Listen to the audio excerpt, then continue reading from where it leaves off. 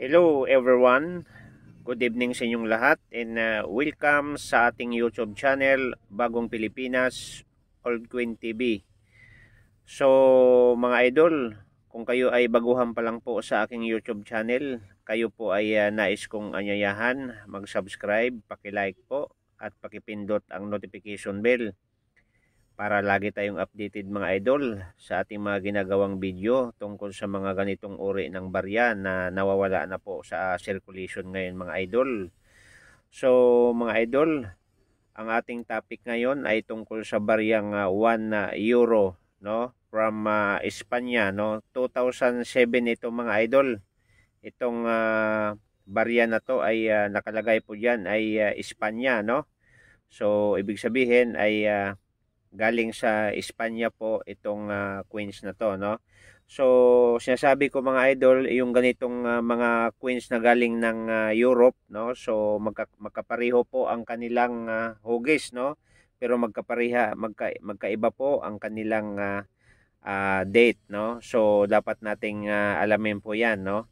So sa mga baguhan pa lang po sa taga-subaybay sa aking YouTube channel, kayo po ay nais kong pasalamatan na thank you so much sa panonood ninyo, and sa lahat po ng mga collectors ng mga barya, lalong-lalo na sa mga baguhan po. So maraming salamat and shout out sa inyong lahat. At sana huwag kayong magsawa sa pagsuporta sa ating YouTube channel, Bagong Pilipinas Old Queen TV.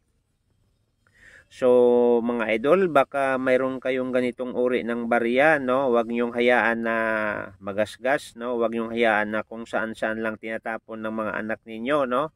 So importante po ang mga lumang barya ay ating itago dahil tumatagal po ay tumataas ang kanyang value, lalong-lalo na ngayon sa mga onlines, no?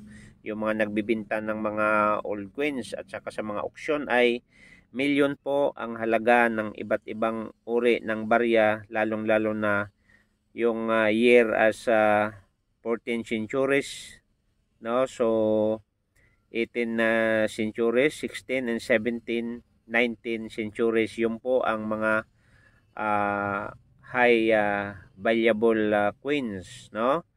Okay, idol, ang ating coins ay 1 euro from Espanya, 2007 po ang kanyang date. So, tingnan nyo maigi mga idol kasi mayroong mga error sa mga barya natin. Baka isa ka sa may hawak na uri ng ganitong barya, no? Rare na po itong coins na to, no? Mga idol, ang kanyang diameter ay 23.25 mm at ang kanyang bigat ay 7.5 grams at ang kanyang thickness ay 2.33 mm. Metal composition mga idol ay copper nickels and nickel brass. Mintage po mga idol is 59,766 lang po ang mintage nito, no. Okay, so 59,766,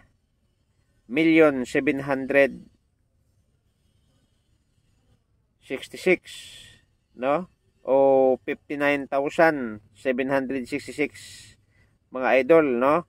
Ang propo nito nga barya ay 1,800. Okay, so yung pangatlong barya na ginawa nito mga idols nasa around is 150 million po, no, ang coins na ginawa nito. So tatlong klase po, mayroong 1,800 proof and mayroong 59,766. Mayroon ding 150 million, no, mintage. So yan po ang baryang ito. So tingnan nyo mga maigi mga idol, dahil itong barya na to, ang price po niya sa online, no. So mayroon pong nakakahalaga dito ng $6, $10, $9 is ang error po ay $265 po ang bili, no.